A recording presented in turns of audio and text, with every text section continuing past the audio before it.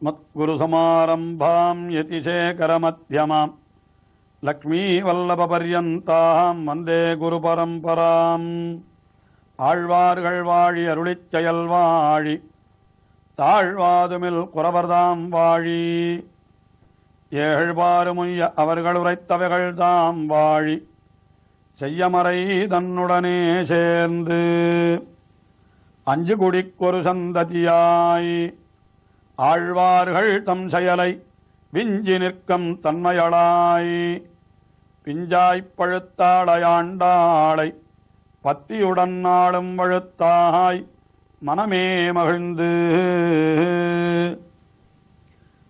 திருவாய்ப்பாடியிலே வாழ்ந்த கோபிகைகள் பாவை நோன்பு நோற்றார்கள். அதை அனுகரிக்கின்ற ஆண்டாள் தன்னை கோபிகையாக பாவித்துக் கொண்டு தன்னுடைய தோழிகர்களை எல்லாம் திருவாய்ப்பாடி கோபிகைகளாகவே நினைத்து அவர்களையும் எழுப்பிக் கொண்டு கண்ணபிரானுடைய திருமாளிகைக்கு செல்லுவதாக இந்த திருப்பாவை நோன்பு அமைந்திருக்கிறது. அதிலே கீழே 12வது பாசுரத்திலே ஒரு கோபிகையை எழுப்புகின்ற பொழுது தென்னிலங்கை கோமானை சற்ற மனத்துக்கு இனியானை பாடவும் நீ வாய்த்திரவாய் என்று ராமபிரான் கண்ணபிரானை பாடுகின்ற பொழுது நீ உறங்கிக் கிடந்தாலும் பரவாயில்லை, ஆனால் ராமபிரானை பாடுகின்ற பொழுதும் நீ உறங்கிக் கிடக்கிறாயே என்பது போன்ற ஒரு வார்த்தையை சொல்லிவிட்டாளாம். உடனே திருவாய்ப்பாடியிலே இருக்கக்கூடிய பல பேருக்கு இதனாலே அதிருப்தி உண்டாயிற்றான். என்னதான் இருந்தாலும் திருவாய்ப்பாடி கண்ணனுக்கு என்று ஏற்பட்ட பூமி அல்லவா, இங்கே வந்து ராமபிரானை சொல்லுவது, அதிலும் ராமபிரான் தான் உயர்ந்தவன் என்று சொல்லுவது என்றெல்லாம் சொன்னால் அது இவர்களுக்கு மனதிலே அப்படி மகிழ்ச்சியை உண்டாக்கவில்லை. உடனே அங்கே இருக்கிற பெரியவர்கள் எல்லாம் என்ன வந்து சொன்னார்கள், அம்மா ராமபிரான் வேறு கண்ணபிரான் வேறா? அந்த ராமபிரானாக ஒரு அவதாரத்திலே அப்படி அவதரித்தவன் அடுத்த அவதாரத்திலே கண்ணனாக வந்து அவதரித்தான். அவன் வேறு இவன் வேறு அல்லன் என்று நீங்கள் தெரிந்து கொள்ள வேண்டாமா என்று சொல்ல, இருந்தாலும் கண்ணபிரானிடத்திலே மிக்க அன்புடையவர்கள் என்ன சொன்னார்கள், அது ராமபிரானுடைய நாமத்தை அயோத்தியிலே சொன்னால் அது பொருத்தமாக இருக்கும், ஆனாலும் ஆய்ப்பாடியிலே வந்து கண்ணனுடைய நாமத்தை சொல்லலாமா, கண்ணனுடைய நாமத்தை சொல்லாமல் ராமனுடைய நாமத்தை சொல்லலாமா என்பது போல அப்படி ஒரு சரச கோலாகலம் என்று பெயரதற்கு சுவையான விவாதம் இப்படி நடக்கிறது. அப்பொழுது ஊரிலே இருக்கக்கூடிய பெரியவர்கள் சமாதானம் செய்து வைத்தார்கள். அதனால் ஒன்றும் தவறில்லை, யார் ராமனுடைய நாமத்தை சொல்லுகிறார்களோ அவர்கள் சொல்லட்டும், யார் கண்ணனுடைய நாமத்தை சொல்ல விரும்புகிறார்களோ அவர்களும் சொல்லட்டும் என்று சொன்னார்களாம். உடனே அங்கே இருவரும் 2 பேருடைய நாமத்தையும் சொல்லிக்கொண்டு 2 கோஷ்டியாக செல்லுவது போல இங்கே 13வது பாசுரம் அமைந்திருக்கிறது. முதலிலே கண்ணபிரானுடைய நாமத்தை சொல்லுபவர்கள் அவன் செய்த ஒரு செயலை சொல்லுகிறார்கள். என்னவென்று சொல்லுகிறார்கள் என்றால், அவன் புள்ளின்வாய் கீண்டான் என்று அவனுடைய நாமத்தை சொல்லுகிறார்களாம். உடனே ராமபிரானுடைய நாமத்தை சொல்லுகிறவர்கள் பொல்லாவரக்கனை கிள்ளிக்களைந்தான் என்று அவன் செய்த ஒரு செயலை சொல்லுகிறார்களாம். அப்படி 13வது பாசுரம் மிக அழகாக அமைந்திருக்கிறது. புள்ளின்வாய் கீண்டானை பொல்லாவரக்கனை கிள்ளிக் களைந்தானை கீர்த்திமபாடி போய் பிள்ளைகள் எல்லாரும் பாவை களம்புக்கார் வெள்ளி எழுந்தும் வியாழமுறங்கித்தே உள்ளம் திளம்பினான் கண்ணினாய் குளிரக் குடைந்து நீராடாதே பள்ளில் கிடத்தியோ பாவாய் நீ நன்னாடால் கள்ளம் தவிர்ந்து கலந்தேரோரம்பாவாய். முதலிலே கண்ணபிரானுடைய புகழை பாட விரும்புபவர்கள் கண்ணபிரான் செய்த ஒரு செயலை சொல்லுகிறார்கள்.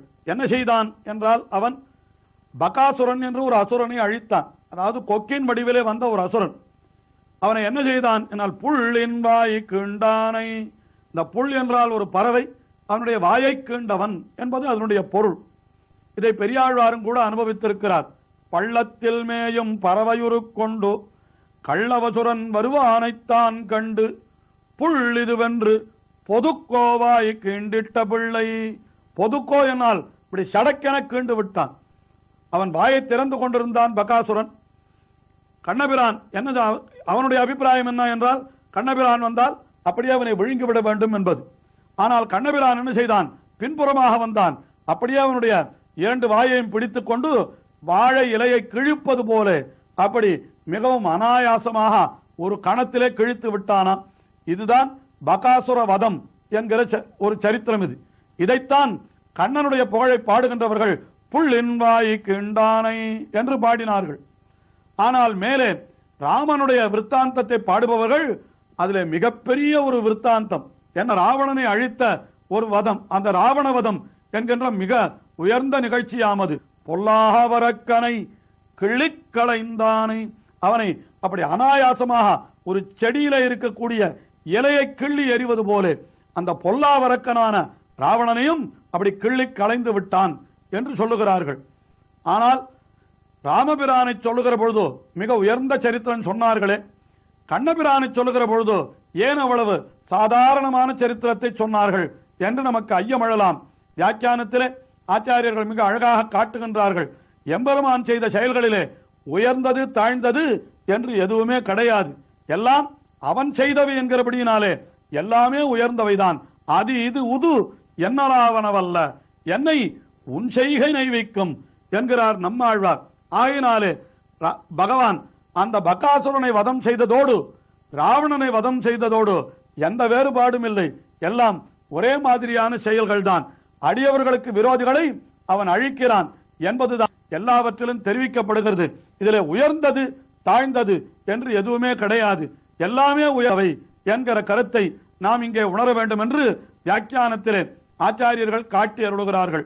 அப்படிப்பட்ட அந்த பொல்லாவரக்கனை கிள்ளி களைந்த எம்பெருமானை கீர்த்திமை பாடி போய் அவனுடைய கீர்த்திமை புகழை பாடிக்கொண்டு எல்லோரும் சென்றார்கள். எங்கே சென்றார்கள் என்றால் பிள்ளைகள் எல்லாரும் பாவைக்களம்புக்கார். பிள்ளைகள் என்னால் அந்த நோன்பு நோற்பதற்காக தலைப்பட்ட பெண்கள், பெண் பிள்ளைகள் அத்தனை பேரும் எங்கே சென்றார்கள்? பாவைக்களம், பாவை நோன்பு நோற்பதற்காக ஏற்பட்ட இடத்திற்கு பாவைக்களம் என்று பெயர். அதாவது போர் நடப்பதற்கு என்று ஏற்பட்ட இடத்திற்கு போர்க்களம் என்று பெயர். போர் வீரர்கள் திரண்டிருக்கிறபடியினாலே அது போர்க்களம். இங்கே பாவைகள் திரண்டிருக்கிறபடியினாலே இது பாவைக்களம். அப்படிப்பட்ட பாவைக்களம் புக்கார் என்று சொன்னார். ஆனாலும் உள்ளே இருப்பவள் பொழுது விடிந்ததற்கு அடையாளம் சொல்லுங்கள் என்று கேட்க உடனே சொல்லுகிறாளாம். வெளியிலே இருப்பவள் சொல்லுகிறாள், என்ன சொல்லுகிறாள்? வெள்ளி எழுந்து வியாழமுறங்கித்து புள்ளும் சிலம்பினகான் என்று அடையாளம் சொல்லுகிறாள். வெள்ளி எழுந்து விட்டு சுக்கிரோதயம் ஆகிவிட்டது. அதற்கு மேலே குரு பகவான் அஸ்தமித்து விட்டான், வியாழன் உறங்கிற்று என்று சொல்லுகிறாள். அதாவது சூரியோதயத்திற்கு முன்னாலே அருணோதயம் என்று ஒன்று ஆகும். அந்த அருணோதயத்திற்கு முன்னாலே சுக்கிரன் என்பவன் உதிப்பான், அதுதான் சுக்கிரோதயம். அந்த சுக்கிரோதயம் ஏற்படுவதற்கு முன்னமே அந்த குரு பகவான் அஸ்தமித்து விடுவான். அதைத்தான் தெரிவிக்கிறார்கள்.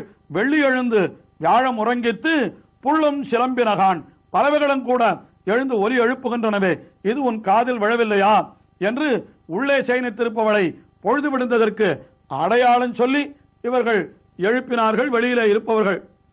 ஆனாலும் அவள் எழுந்திருக்கவில்லை. இன்னும் கொஞ்ச நாள் பகவானுடைய அனுபவத்தை நாம் ஆனந்தமாக உள்ளே இருந்தே செய்து கொண்டிருப்போம் என்று கடந்தாளாம். உடனே அவளை பார்த்து போதரி கண்ணினாய் என்று அவளை அழைக்கிறார்கள். போது அரி கண்ணினாய் என்றால் மிக மிக அழகான கண்ணை படைத்தவளே, உன்னுடைய கண்ணழகை கொண்டு நாங்கள் எல்லோரும் கண்ணபிரானை அடையும்படி புருஷகாரம் செய்ய வேண்டி இருக்க நீ இப்படி சயனித்துக் கொண்டு கிடக்கலாமா என்று சொல்லுகின்ற பொழுது போது அரி கண்ணினாய் என்று சொல்லியிருக்கின்றார்கள். போது என்றால் ஒரு பூவை சொல்லுகிறது, புஷ்பம். அதை அரி என்றால் அந்த புஷ்பத்தையும் வென்ற கண்ணழகை உடையவள். அதாவது புஷ்பத்தினுடைய அழகை விட இவளுடைய கண் மிகவும் அழகான கண் என்று அப்படி நாம் கொள்ளும்படியாக போது அரிக்கண்ணினாய் என்று பல பொருள்களிலே இது ஒரு பொருளாக காட்டப்பட்டிருக்கிறது. அப்படின்னு சொல்லி போதரிக்கண்ணினாய் என்று சொன்னாலாம். உடனே உள்ளே இருப்பவள் சொன்னாள், மா இப்பொழுதுதானே பொழுது விடிய ஆரம்பித்திருக்கிறது, சூரியன் உதித்த பிற்பாடு நாம் நீர்நிலைக்கு செல்வோமே என்று சொல்ல உடனே வெளியிலே இருப்பவர்கள் மறுபடியும் சொல்லுகிறார்கள், குள்ள குளிர குடைந்து நீராடாதே பள்ளி கிடத்தியோ.